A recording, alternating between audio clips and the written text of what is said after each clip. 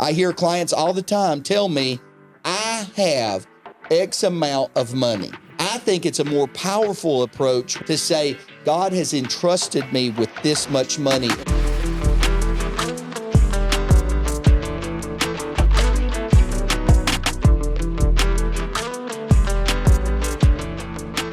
Welcome, friends, to Invested in Faith, where faith meets finance in the most practical ways. I'm Bradford Hancock, joined by certified financial planner Michael Wallen. Hello, Michael.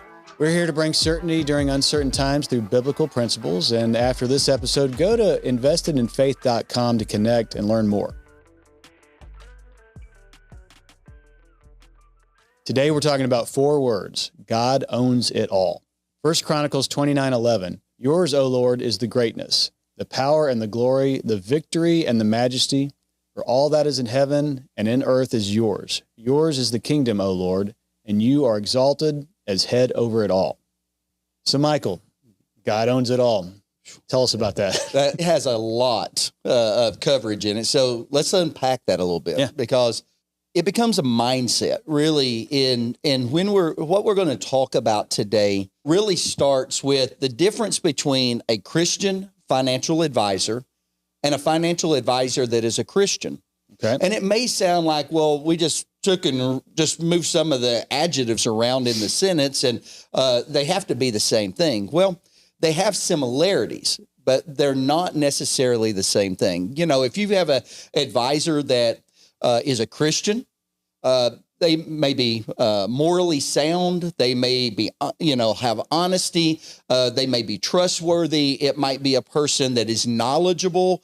It's a person that you could rely on. It's a person that you would feel comfortable hiring, to work with you in your finances. And they have a lot of that same similarities as you would find with a person that is a Christian financial advisor. Except the difference with a Christian financial advisor is it's going to really be using Scripture. And this might be amazing to you. It might be amazing to the others that are watching the show today. But there's 2,350 scriptures that deals with the finances and how we're to approach finances. Okay. Now, we're not going to cover them all today. Thank you.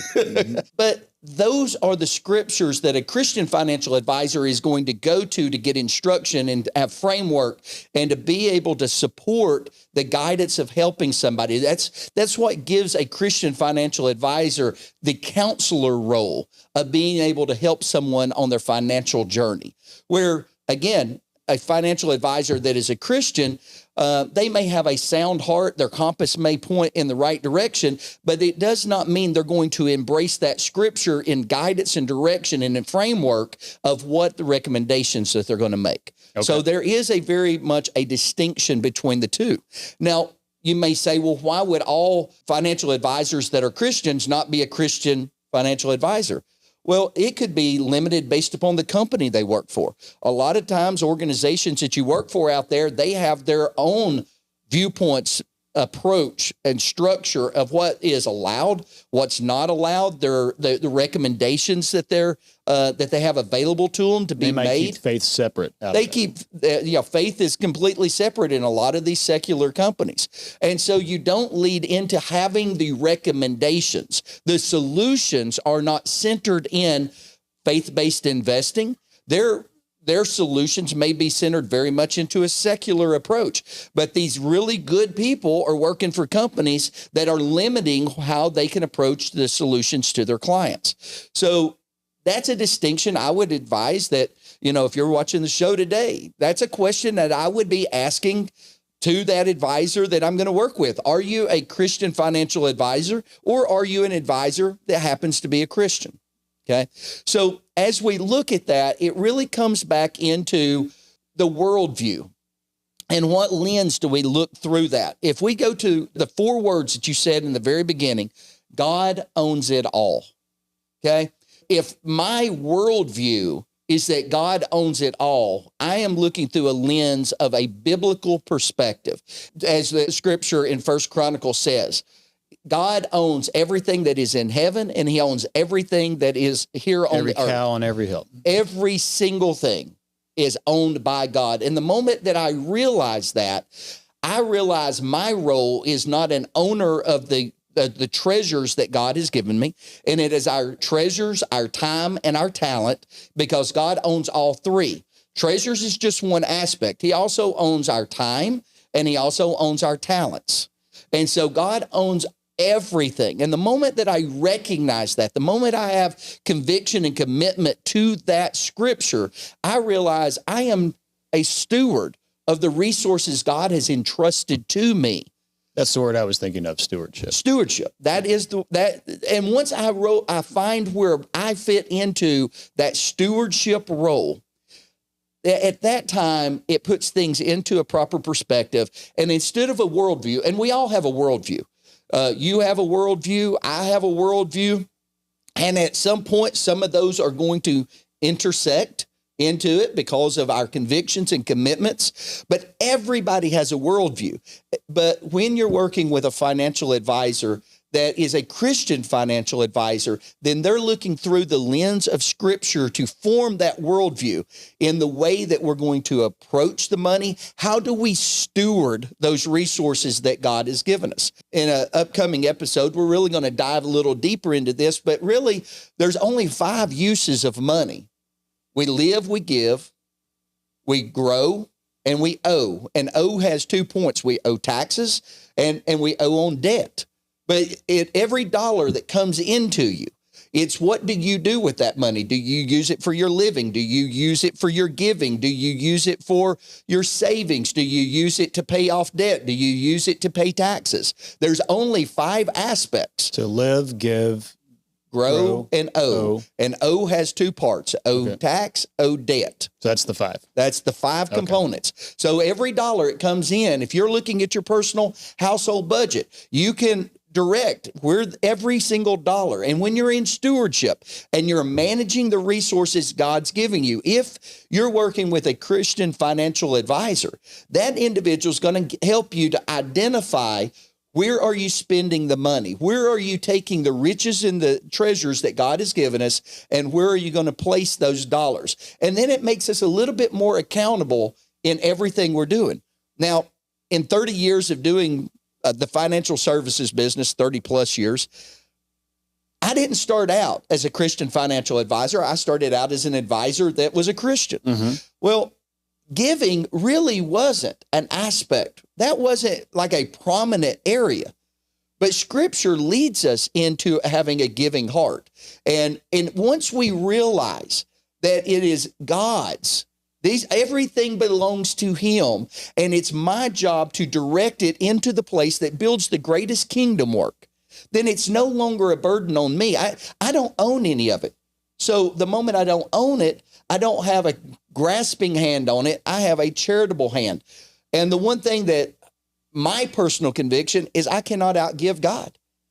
He has proven it to me over and over and over again. I cannot outgive Him. So why do I need to have a clenched fist on the resources God is entrusting to us? And we'll talk more about different scripture in continued shows. So go on, like this show, follow us, because we're going to dive a lot deeper into the scripture and how that supports building a true biblical worldview. And then from the worldview, what do we do with this information in our living, our giving, our growing, and our owing? And how do we address all of those 5 areas in our life with a proper perspective and doing with those resources that God has entrusted to us? Okay. So at this point, Bradford, what I would really like to talk about, because I think it becomes a basis of that perspective and that view, is it really comes from 2 Timothy 3:16, 17. All scripture is given by inspiration of God. So when you talked about First Chronicles early in the part of the show here, where God owns everything, in 2 Timothy, it supports that scripture because it says that all scripture is given by inspiration of God and is profitable for doctrine, for reproof, for correction, for instruction. Instruction can be translated as training in righteousness, that the man of God may be complete, thoroughly equipped for every good work. So everything we're doing, 2 Timothy tells us that the scripture is inspired. So if we go to First Chronicles, and it tells us that he owns it all. then what we have to do is build our viewpoint, build our worldview around that biblical lens that we are stewards. And what we do with that is the stewardship to be able to help our communities, be able to build for our futures, build for the next generation. Again, Scripture tells us that we should be building for not just our children, but our children's children. How do we put all of those things into perspective so that we can get the biggest value out of the instruction God has given us? And that's what this show's about. God owns it all, and it's about us adjusting to where our worldview is. So take us back to kind of the start, or your genesis for this. So what led you on to this path? Sure. I came into this industry 30 plus years ago. And I was an advisor that was a Christian. I was not a Christian financial advisor. And so the organizations I worked with, the approach that I had, I believed to be a moral person, an honest person, a person that could be trusted. I had all of those characteristics that a client would be looking for in working with an advisor. But what I didn't have is the knowledge of Scripture. And I did not have a framework, nor did I work with an organization that created the solutions that allowed me to best serve under the lens of Scripture the needs of those clients. So what led you to make that decision? What was the aha moment? Like, oh, I'm lacking this. I need this. Well, it really was digging deeper into the Scripture and saying, wait a second, the Lord's instructing us in this way, which was different than the secular approach, the profitability structure framework that the companies that I was working for.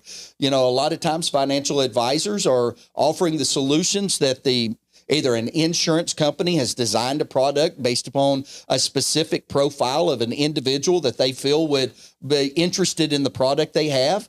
And so an insurance agent becomes a salesperson of that product out to the consumers. They're there to serve the needs. But as I became a certified financial planner, I went from being an agent of a company to really being a fiduciary for the consumer. And when you truly start working in the best interest of the client, when you're working from the lens of saying, this is what Scripture's telling me, and if I'm working in what's in your best interest, then I want to align your solutions with what the Bible's telling us, because I believe that you give yourself the higher probability of success in what you're doing when you're aligned with Scripture. So as I continued to grow, as I got the CFP designation, as I started working in this, I also started realizing that there's organizations out there that do support helping advisors to be more equipped in understanding those 2,350 scriptures. And that's what I was going to ask. You mentioned different entities that are out there. Did you have any mentors? You know, iron sharpens iron. Was there anyone there that you kind of helped you walk through this? There was. In my previous career path, there was individuals that, again, were, to use a phrase that's heard quite often, strong Christians, meaning that they were into Scripture, they were into these things, but they were still financial advisors that were Christians. They were not Christian financial advisors. And so what I started looking at was, is there a framework? Is there something designed around that? And as we continue going through this series, as we're talking about this, we'll talk a little bit more about the different organizations that are out there. But it was really the changing of the mindset as I started diving into their training platforms to understand the disconnect that I had. So here I was, and feeling that I was doing everything I possibly could within the framework that I had. There was still a lot left over because I had not bridged into this more open structure of being an independent advisor, truly working for that audience, but not working for them only in finding the solution to make their plan work, but helping them to align that strategy over into what the Scripture tells us. Okay. And again, one of the biggest differences in the two of that, Bradford, is this: planning of giving other than giving to their children, was really never a part of the process. So the Bible instructs us to give. And so are we limiting what God entrusts to us because we haven't built that aspect into what we're doing? Whether it's giving to the church, it's being just a generous giver. You know, we hear that term. I've read that in several books by Dave Ramsey, you know, live like no other so you can live like no other. And so that the final step of that you could be a generous giver, when your cup is just running over, what do you do with that? And part of the scripture, and we've talked about this on previous shows, you can go out there and you can build bigger storehouses to put more and more and more of your goods aside, which at some point the storehouse gets full and now you're limited. Or what can you do from a giving heart? What can you do to build plans that are prosperous for whether it's your church or your community or something that you hold near and dear to your heart? What is the giving plan that you have inside of it? So we're going to do a whole show on giving as well. But what I want everybody that's watching this show to walk away with is to really challenge themselves on what is their worldview today. Yeah, that was what I was going to ask. What is the takeaway for the client? Why should they care about that you have those views? Well, I would say that worldview comes back, that is your worldview broad enough that it incorporates the scripture and the guidance? And we've given two very strong scriptures today. Mm-hmm. God owns it all. And if God owns it all and he's only entrusting us with it, you have to ask yourself, do you want to be entrusted with more? We have individuals that they go to their employer and they say, hey, I need a pay raise. Okay. Can you be entrusted with more? Okay. Same thing that happens inside of this. Your employer is not your resource. Your employer is not who gives you more riches. All riches and honor come from God. God is the source that allows more to come through that can be passed through, right? So if your business is a conduit that just channels the blessing from you to your employees, if God blesses through your business for your community, if God blesses through you for your church, everything is a pass through. Whether you're an employer or whether you're a sole proprietor, everything is a blessing, as a pass through. It goes back to those 5 aspects of what are you doing with your money. Mm-hmm. So if everything kind of passes through that, are we doing all we can do? I want people that work in our organization to challenge me from a standpoint, am I being the best steward of the resources God's given us so that I can be entrusted with more so I can then have more resources to pass through? I would challenge any small business owner or if you're in a leadership role in an organization, are we being the best stewards of the resources? Are we accounting for the dollars that are coming in? The parable that Jesus tells us about, the 3 workers, and the landowner comes to them and he gives them, 5 talents, 2 talents, and 1 talent. Mm-hmm. And to the one that got 5 and the one that got 2, he said, great job. You did a great job. You took this, you invested it, you did well with it. It grew.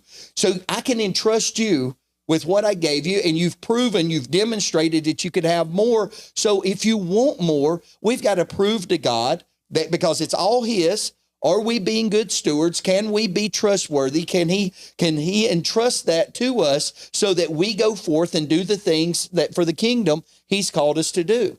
We certainly don't want to be the one that had very low accounting. Are we fiscally responsible with the resources God's given us? I don't want to be the one that has the 1 talent. I don't want my clients to be that way. I don't want to be that as a business owner. I don't want the people that we do business with to be that person that is not a good steward of the resource God's entrusted them with. So I want to be a good steward. You want to be a good steward. All right. In every aspect, but it comes when I first believe that God owns it all. 4 very simple words that is very powerful. It is very encompassing. And if you unpack God owns it all in every aspect of your life, including the financial, because it is a very important aspect of it. I hear clients all the time tell me, I have I have X amount of money in either this account or this account or this account. I think it's a more powerful approach when we get to that biblical worldview to say, God has entrusted me with this much money in my 401k. God has entrusted to me this much in my 403b, in my non-qualified account, in my Roth account. God has entrusted me with these resources, not I have. Yes, we may have labored for it, but even in your labor, there is not necessarily a reward. Because how many people do you know that work extremely hard that lose their jobs? So the idea that one equals the other, you can labor extremely hard and lose your job. The only riches and honor that come from your laboring hard is what God entrusts to you. So I think it is imperative that we change our perspective, that it is what God has enriched us with. It's what he has entrusted us with.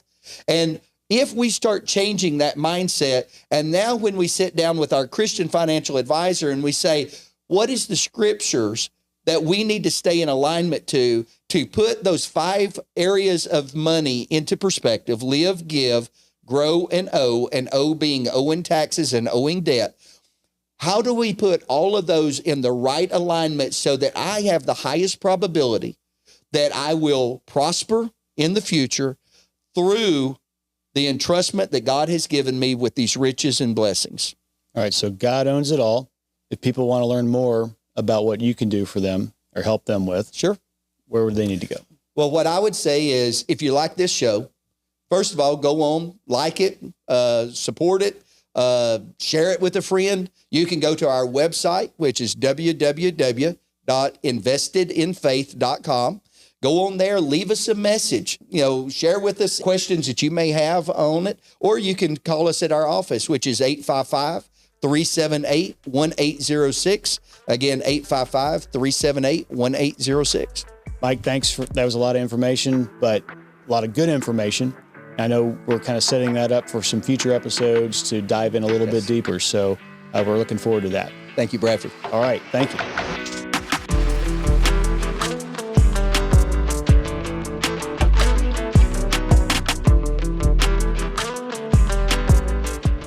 Optivice Advisory Services, LLC, Optivice, is an investment advisory firm registered with the Securities and Exchange Commission, SEC, under the Investment Advisors Act of 1940.